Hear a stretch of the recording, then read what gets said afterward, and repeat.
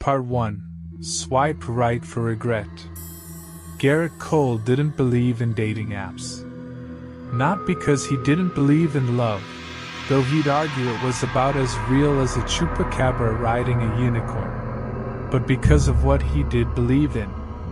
Monsters, spirits, curses, demons. That sort of thing tends to screw up your ability to do small talk and vulnerability. But loneliness is a sly little devil. It doesn't announce itself with howls or growls or things that go bump in the night. It creeps in quietly, in the pauses between cases, in the moments between killing something and trying to forget it. So when Garrett found himself sitting in his cramped motel room just outside Harrisburg, Pennsylvania, bleeding from the shoulder, whiskey in one hand and his phone in the other, he did the one thing he'd sworn never to do. He downloaded Hinge. And somehow, she matched with him. Mara, 28. Old soul. Likes mirrors, red wine, and secrets. He should have known better. The night was cold and smeared with fog when Garrett met her at a rooftop bar downtown. She wore a long black coat and wine-colored lipstick, the kind that makes you think of dried blood and not in a bad way. Her smile didn't quite touch her eyes, but it was hypnotic all the same. She didn't ask many questions, didn't press when he said he was a freelance consultant for unusual matters.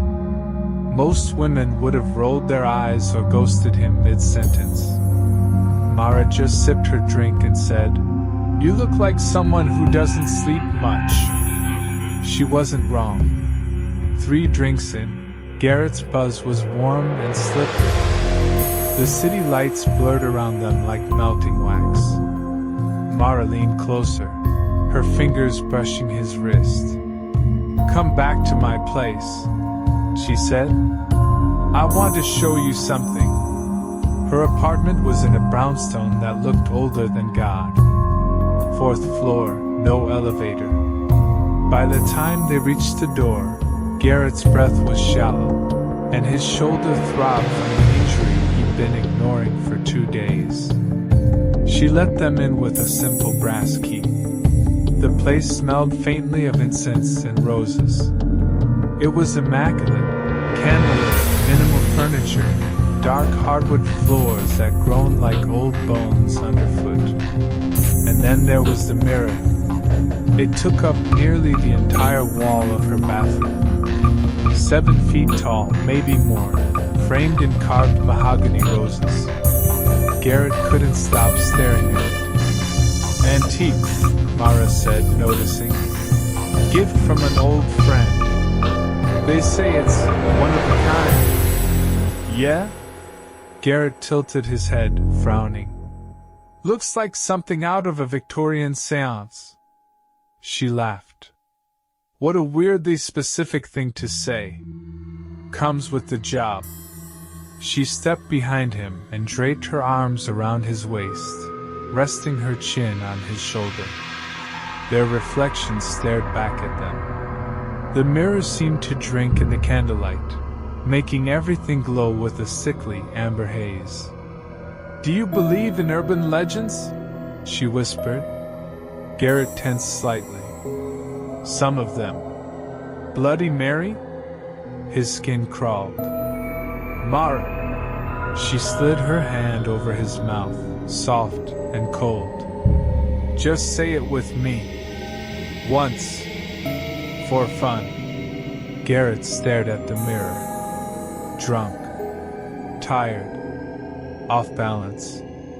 Something in him stirred, the hunter instinct.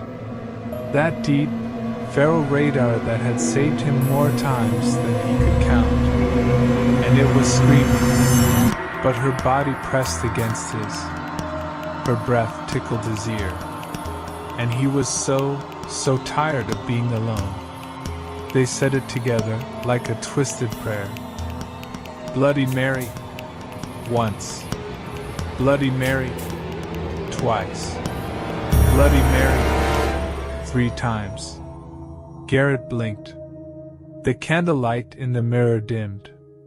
No sound. No shift.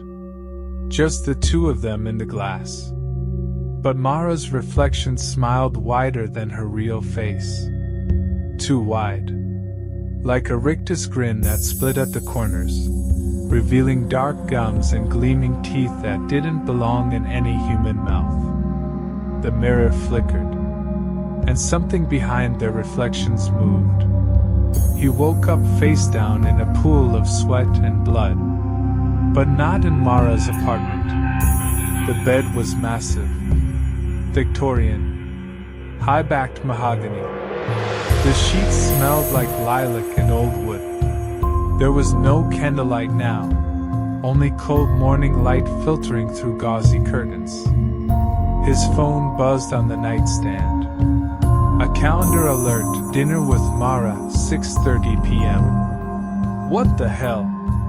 He bolted upright, pain searing through his injured shoulder. The room looked like something out of a Gothic novel. Velvet wallpaper, ornate furnishings. A vanity with another mirror. Smaller this time, oval-shaped. He approached it slowly. The reflection was him, but different. Younger. Cleaner. Smiling. And then, it blinked. Garrett's body went rigid. His own reflection, smiling back at him, blinked before he did. Out of sync. He reached for the drawer next to the bed, praying for a weapon. Instead, he found wedding photos. Him and Mara, standing in front of a red-draped mirror, a priest between them. His smile in the photo was too bright. Her eyes were too wide. On the back, in cursive script. To have and to hold. Till death, or reflection, do us part. Hours passed. Every room in the apartment was a shrine to a life he hadn't lived. Photos. Clothes. Books with notes in the margins written in his handwriting. The kitchen had a birthday cake on the counter. His name on it. Today's date. In the bathroom, he found the same massive mirror. Only now, instead of rose carvings, the frame was made of twisted limbs. Fingers frozen in clawed agony, mouths open in silent screams. His reflection waved at him. He hadn't moved. When he turned around, Mara stood in the doorway. Only it wasn't her. Her face was blurred, like someone had smeared it with wet paint. No eyes, just slashes of color. Her voice, when she spoke, came from inside his head. "You opened the door," she said. "You let me in. What are you?" Her face twisted, struggling to settle into something coherent. It landed somewhere between Mara and something impossibly ancient. "I'm you," she whispered. "I'm what's waiting behind the glass." Garrett backed away, hand trembling as he reached for the only thing he could think of, a shard of the vanity mirror he'd smashed earlier. The edge bit into his palm, but he didn't care. "Let me out," she hissed. "Say my name again." He shook his head. "You're not real." The thing grinned. "Neither are you." Somewhere, in the real world, Garrett's profile is still active on Hinge. His bio has changed. Old soul. Likes mirrors, red wine, and secrets. And if you swipe right, you just might get a message. "Hi. I'm Mara. You look like someone who doesn't sleep much." Part 2. The mirror knows you. Garrett tried to claw his way back to reality the way a drowning man thrashes for air. But the world around him was water, and his lungs were filling fast. He stopped counting how many days had passed. The clocks didn't work anymore. Every mirror in the house reset to morning light, even if outside the windows night fell thick and absolute. Shadows grew longer than they should. Rooms changed shape when he wasn't looking. The kitchen would sometimes have 4 chairs, then 3, then none. Once, it was filled with people, strangers with eyeless faces laughing silently around a roast pig that was bleeding from the eyes. He blinked, and they were gone. The roast was just a cracked plate. Blood smeared on the walls spelled one word: reflect. He tried to leave. The door opened to himself. A version of Garrett with a knife in one hand and a rope burned around his neck. That Garrett smiled and said, "Don't go. She just got you the perfect frame." He slammed the door shut and put a chair under the handle, breathing hard. Then the door whispered. It whispered his name in Mara's voice. "Garrett! Garrett! Garrett!" 1,000 times over. He smashed every mirror he could find. It didn't help. They came back. Not just 1 or 2, but dozens. Some small as pocket compacts, others filling entire walls. All of them showed different versions of him. Garrett in a straitjacket, chewing glass. Garrett with black eyes, grinning ear to ear. Garrett dead in a bathtub, wrists open like pages. Garrett dressed as a groom, dancing with Mara's reflection, while his own screamed behind his eyes. One mirror showed him asleep in bed, but the bed was on fire. He screamed until his throat bled. And even then, the reflections didn't stop smiling. He tried to fight it logically. He tried to hunt the seams, the cracks in this constructed reality. It didn't work. He tore the wallpaper from the walls. Beneath it were drawings, childlike sketches of him. Over and over, in red crayon.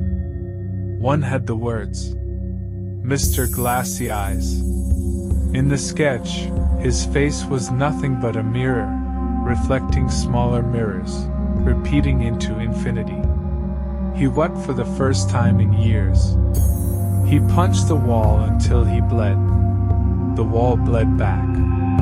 Then the dreams started. Not like normal dreams. Not the kind you forget when you wake. These followed him out of sleep. He'd close his eyes and find himself standing in front of the giant bathroom mirror again. Naked. Shivering. Behind him, Mara would emerge, face stitched into a grin, fingers dragging a razor across her own cheek until it peeled back like paper. And she would say, "You belong on this side." He'd wake up, but the cut would still be on his cheek. One night, though night didn't mean anything anymore, he saw something new. A crack in the mirror.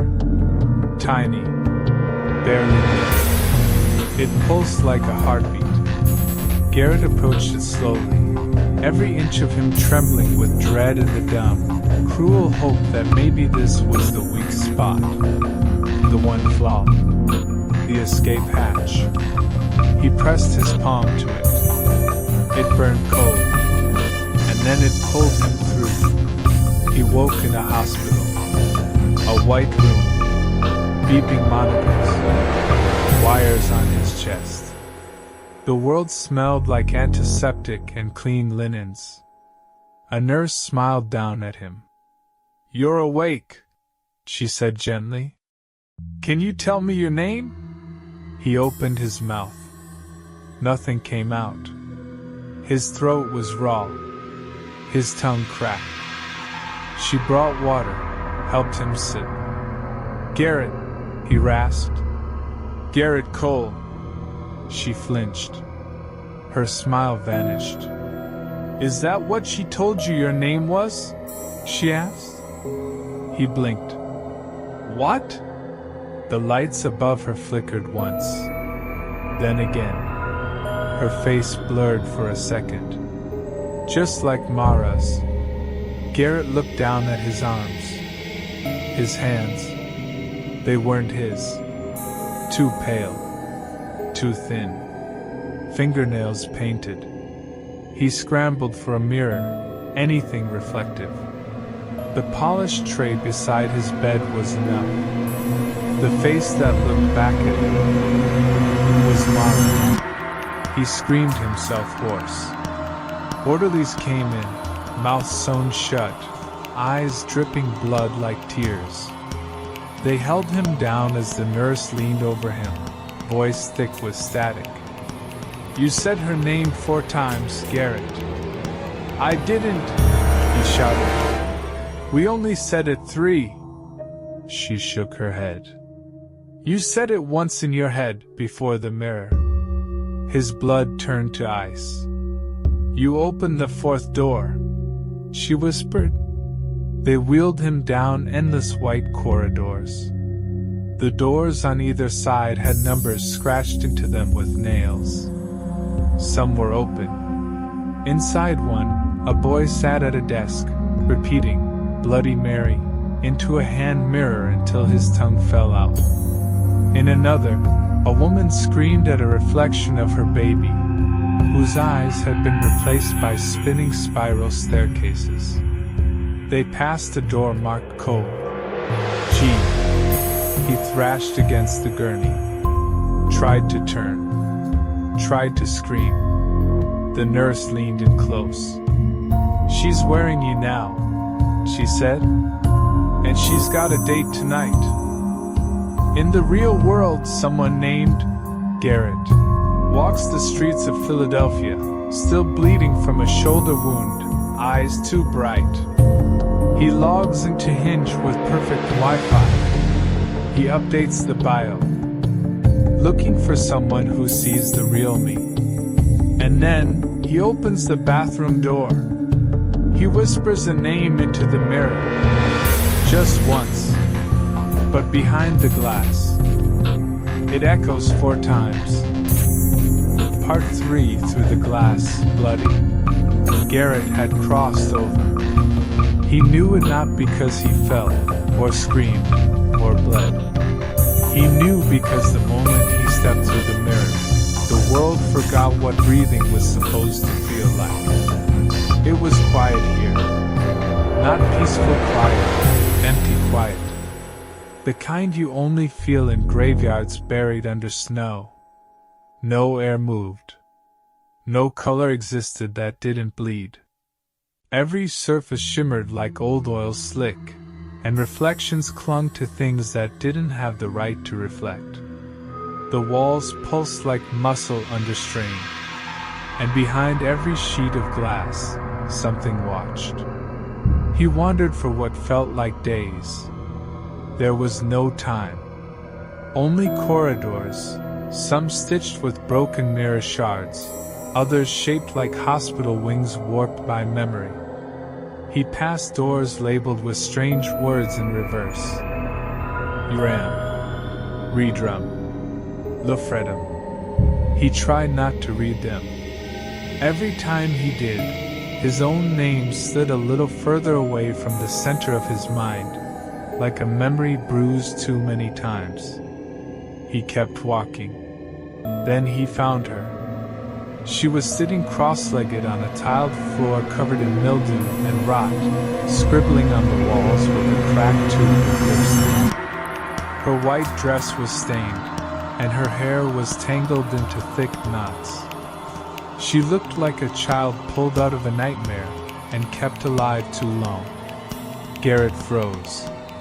The girl didn't look up, just kept writing. Don't speak her name. The words stretched across the length of the hallway, red on peeling plaster. Garrett approached slowly. You wrote that? He rasped. The girl blinked at him, then pointed to the lipstick and made a motion, writing backward. He knelt, heart hammering. "What's your name?" She wrote again, letters crooked and twitching. "Mara." Before. His mouth went dry. She looked up, and Garrett finally saw her eyes. They were mirrors. Not just reflective, smooth glass, like her soul had been scraped out and replaced with polished void. Garrett fell back against the wall, trembling. The girl didn't speak. Not once.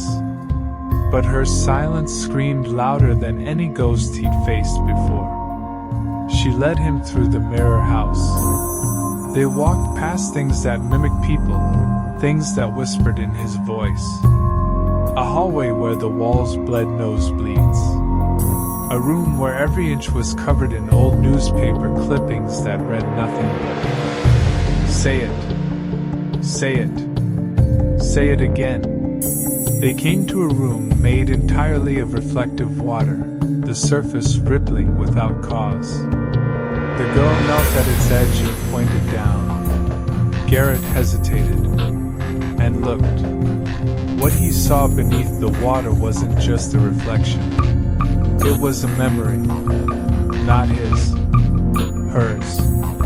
A woman, burning at the stake. Late 1600s. Colonial land. Her mouth was sewn shut, her eyes wide open. Villagers stood in the middle. Some wept. Most laughed. One held a mirror up to her face as the fire climbed her dress, and her screams, muffled, hysterical, vibrated in the air. Garrett recognized the name whispered by the onlookers. Mary Worth. Spiritualist. Healer. Midwife. Also accused of using mirrors for dark communion. They said she could see the dead. Could talk to them. They bound her wrists with rosaries, poured wax into her ears, burned her for seeing too much. As the flames consumed her, she locked eyes with the mirror, and Garrett swore he saw her smile. He recoiled. The girl was standing now, pointing to a rusted door behind them. Carved above the handle was a single word. Root. Garrett opened it. What lay inside made his blood crawl. A chamber. Stone and soot. And in the center, the frame. No glass. Just the frame. Identical to the one in Mara's apartment. Deep mahogany roses. Gnarled thorns twisted into each other. Faces screaming in the wood if you looked too long. Garrett approached it slowly. It felt wrong, like something was watching him from the inside out. Carved along the inner edge of the frame were names. Hundreds. Burned in, scratched in, bleeding into each other. His eyes locked on one near the bottom. Garrett Cole. Fresh. Still bleeding. "She marked me," he whispered. The girl didn't nod, didn't move, but her breathing trembled just once. And that was enough. Garrett understood. If the original mirror still existed, still intact somewhere in the waking world, this was the anchor. This was where the ritual ended, where the soul got sealed. And Mary, or whatever she'd become, could wear a reflection like a mask if this altar stayed untouched. Garrett knelt. He didn't have holy water, didn't have a weapon strong enough to break the frame, but he had fire. He struck a match, held it to the edge of the frame. The fire caught like it had been waiting, and the room screamed. Not the girl, not him, the frame. It howled, and suddenly, everything shifted. Garrett blinked, coughing out smoke. He was lying on the floor of a bathroom, tile cracked, ceiling caving, dust choking the air. A real place. Real. He stumbled to his feet, dizzy and bleeding. The mirror above the sink was intact, but this time, it didn't reflect. It showed Mara, wearing his face, standing in an apartment with blood on the walls and someone tied to a chair in the background. Her smile in the glass grew wider. Then she opened her mouth, and his voice came out. "Come on, Garrett. You came this far." He stepped back. She stepped forward. The glass pulsed once, then cracked. Just a hairline fracture. But it was enough. Now he knew what he had to do. He had to find the real mirror. Not just its echo. The girl hadn't come with him. She was still behind the glass. He could feel it. Trapped. Waiting. Maybe if he ended this, he could free her too. Maybe. He scrawled a message on the wall with the same lipstick she'd given him. "She wears your skin. Find the original. Shatter it. Don't say her name. Not even once." That night, Garrett broke into a library basement in Danvers. The property records led him to a name. Red Glass Hollow. Built on the remains of the Worth homestead. Last known location of the original mirror. Filed under a cult seizure from an 1890 sanitarium fire. Still standing. Barely. He stared at the file for a long time. And under his breath, just once, he heard it. "Garrett!" From the mirror behind the research desk. He didn't turn around. He just left. Part 4. She wears your skin. There were no signs. No markers. No road names. Just a long gravel path clawing through the Massachusetts woods like something dragged its nails through the dirt and left a trail of rot behind. Garrett followed it into a deeper dark than night should allow. The trees leaned too close, their branches bare despite it being mid-spring. No birds. No insects. No wind. Just silence that pressed against the windows of his rental car like an animal trying to get in. Then the building came into view. Red Glass Hollow. Once a sanitarium, now a ruin. Wrapped in ivy like a corpse in funeral silk. 3 stories tall, its brickwork slumped and split like broken ribs. Windows gaping wide and shattered, as if something inside had tried to crawl out, or in. Garrett killed the engine and got out. The air was still. Tasted like old paper and mildew. The ground was soft and wet beneath his boots. He stood there a moment, one hand resting on the grip of his grandfather's sawed-off shotgun, the other tightening around a rusted crowbar. Then he stepped inside. The entrance hall had once been grand. A chandelier lay shattered across the floor like a fallen star, surrounded by wilted roses, the real kind, rotten and black. The walls were lined with broken mirrors, all wrapped in barbed wire and covered with thick, clotted dust. He passed a mural carved into the stone above the central archway. It depicted a woman holding a mirror to the sky, flame erupting around her feet. Someone had carved a single word beneath it. She. Garrett's flashlight sputtered. He hadn't charged the battery enough. Figures. He advanced deeper into the asylum, down a wide hall marked Ward C.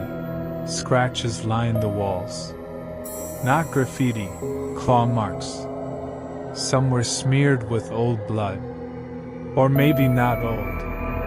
Every door he passed had been sealed with thick chains, but they rattled when he moved. Not with the wind. There wasn't any wind. Something was behind them. Something that remembered him. The first mirror he found that hadn't been shattered was in the solarium. A towering full-length piece, framed in twisted branches, leaning against the far wall like someone had set it down mid-move and then vanished. It didn't reflect the room. It reflected him. But not as he was. Garrett stood taller in the glass. Smoother. Clean-shaven. No scars. No shotgun. Just a faint smile and hands folded in front of him like he was waiting to speak at a wedding. He raised a hand. The reflection didn't. It just stared. Garrett backed away. The reflection winked. And cracked, just once, along the mouth. The trail led him to the basement. He followed it down a spiral staircase swallowed in cobwebs and darkness. The deeper he went, the more the air changed, thicker, colder. It smelled like burning hair and vinegar, and something wet that had been left too long in the walls. He saw the mirror before he saw the room. It glowed. The original. 7 feet tall. Flawless. Set into a black altar of stone that pulsed faintly, as though it had a heartbeat. The frame was carved from the same rosewood as the other mirrors, but it was alive. Thorns moved. Faces blinked in the wood grain. Tiny mouths opened and whispered things he could almost hear, but not quite.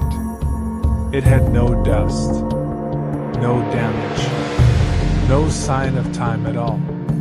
And in the glass, her, Mara. But not the woman from the date. The thing that wore her face. And now this. Her features morphed as she stood there, shifting between versions of him and her, old and young, burned and perfect. "You brought yourself to me," she said. "I didn't even have to ask." Her voice came from the mirror, from the walls, from inside his head. Garrett leveled the shotgun.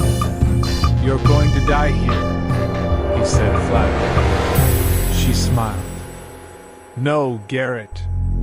I'm going to live through you." Then the glass rippled. The reflection stepped forward, but the mirror didn't break. She emerged through it like oil spilling over water, skin stretching, mouth tearing wider than it should have. Her hands were mirror smooth, no fingerprints. Her eyes? 2 shards of him, his actual eyes. Taken. "Your face fits," she whispered, placing a hand against her cheek. "Better than most." Garrett fired.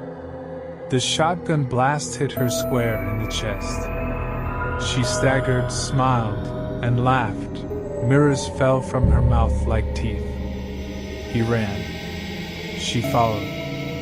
Faster than she should have been able to. Her body snapped between motions like someone flipping through slideshow frames. 1 second she was behind him. The next she was at the end of the hall, ahead. Smiling. Bleeding glass. The walls warped around her.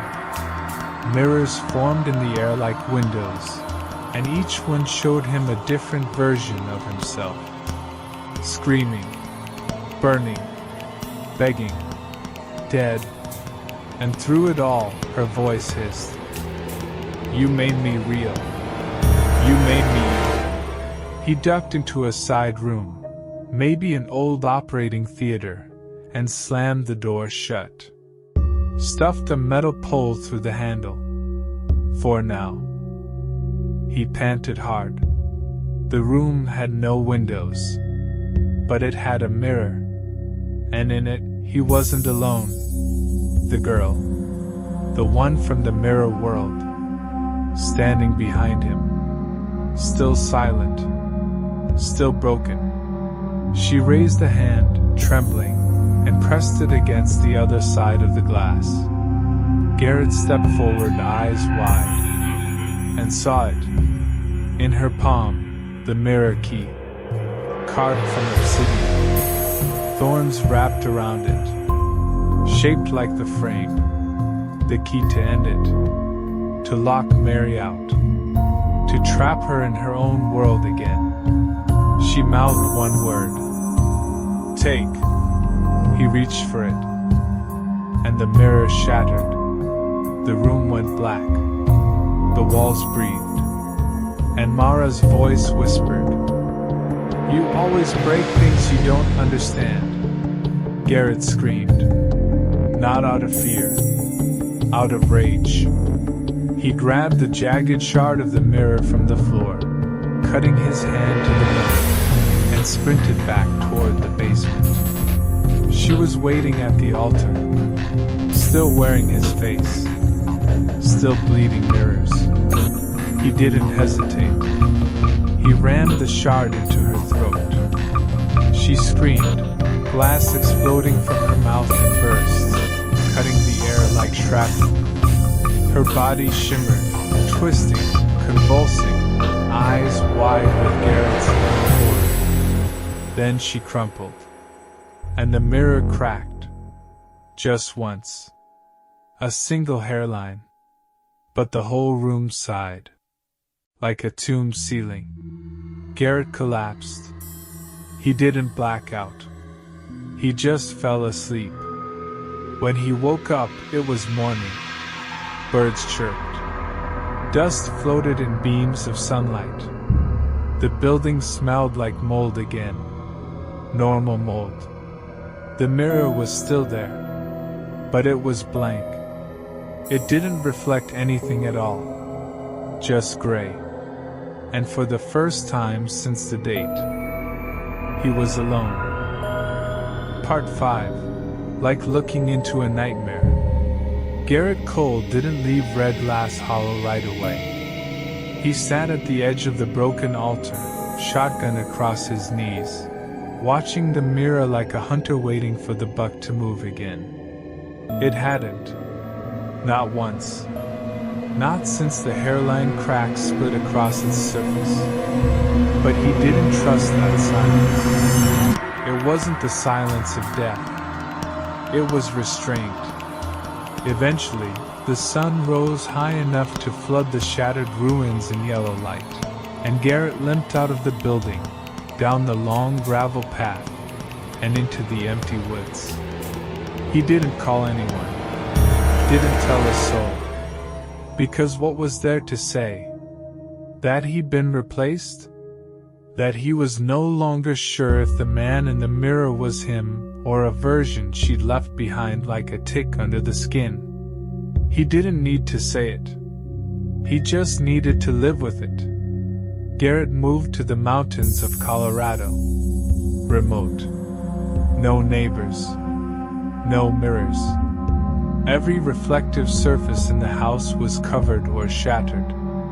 He drank coffee out of dull tin mugs, shaved with an electric razor in the dark, and turned away from windows after sundown. The light moved wrong sometimes. Caught him in the corner of his eye, smiling when he wasn't. He ignored it. That was the rule now. Don't look. Not unless you want to see her. Then came the package. No return address. Just a box, small and plain, resting on the porch like it belonged there. Inside, a compact mirror, gold trim, smudged with fingerprints on both sides, and a note, handwritten in looping cursive. Thought you might want your face back. You left it behind. He threw it into the fireplace and watched it crackle. He stayed up that night. The fire didn't go out. Not until dawn. The phone calls started next. Not from numbers. From reflections. His television turned itself on at 3:33 a.m., displaying static that hissed in a voice he recognized. his own, saying things he didn't remember saying. She's still in here. Let her out. I'm not you. You never were. One morning, Garrett walked out to his truck and found the windshield fogged over from the inside. Someone had written 4 words in the condensation. Say it again, Garrett. He started dreaming of the mirror girl again. The silent child. Only now, she was older. Her lips stitched shut with black thread. Her eyes cracked like porcelain. She bled mercury. In one dream, she handed him a Polaroid. It showed Garrett asleep in bed, and something crawling out of the mirror behind him. He bought a gun. Not the old sawed-off. Something new. Lighter. Easier to hold under the chin. But he didn't use it. Not yet. Because there was still a sliver of hope buried under all the rot. If the mirror had cracked, that meant it wasn't indestructible. If she had screamed, that meant she could feel pain. And if she could feel pain, she could bleed. Garrett began to research again.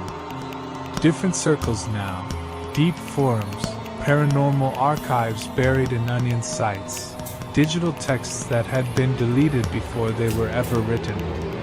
He found mentions of the 4th name, a theory, a curse, a trigger. Saying her name 3 times brought her near. Saying it a 4th brought her out. But there was a 5th, never said aloud, just a symbol. An ancient glyph etched on one of the shattered mirrors recovered from a Massachusetts fire.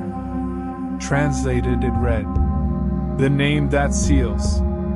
He memorized it, branded it on his mind like a tattoo in fire. Then he built the trap. A room lined with blessed silver. Salt poured across the floor in rings. Every corner covered in cloth, no glass allowed. Except one. The mirror. Her mirror. The one he stole back from Red Glass Hollow. Repaired. Reframed. Not to contain her. To call her. He stood in the center. Shirtless. Scarred. Face hollow. He stared into the glass. His reflection blinked, then smiled. But he didn't. The reflection leaned forward, lips parting. "You finally came home." Garrett whispered the name. Once. Twice. 3 times. And then, for the last time, "Bloody Mary." The room trembled. The salt hissed. The lights burst one by one. And from the mirror, a hand slid through. Thin. Perfect. Pale as porcelain. Then another. Then the face. Her face. Wearing his smile. But this time, he didn't flinch. He raised the symbol, drawn in his own blood on parchment, and pressed it against the mirror as she came through. Her mouth twisted. Her eyes split open like glass cracking under pressure. She screamed, and the mirror began to pull her back. Not gently, violently. The glass shattered inward, dragging her limb by limb, piece by piece. She shrieked, voice not hers anymore, shifting from Garrett's to Mara's to 1,000 others who had screamed the name too many times. And then, silence. Only dust remained. The mirror was gone. So was she. That night, Garrett slept for the first time in months. No dreams. No flickering lights. Just quiet. Just dark. Just peace. He woke at dawn. Made coffee. watched the sunrise. Something in him dared to believe it might finally be over. Until he noticed the bathroom door open. He swore he'd closed it. He approached slowly, heart starting to drum. Inside, the wall was bare. No mirror. Just a smooth sheet of metal, reflected, and written across it in steam. "You never looked away." Garrett stared at his reflection. It didn't blink. It just smiled. And behind its eyes, she waited.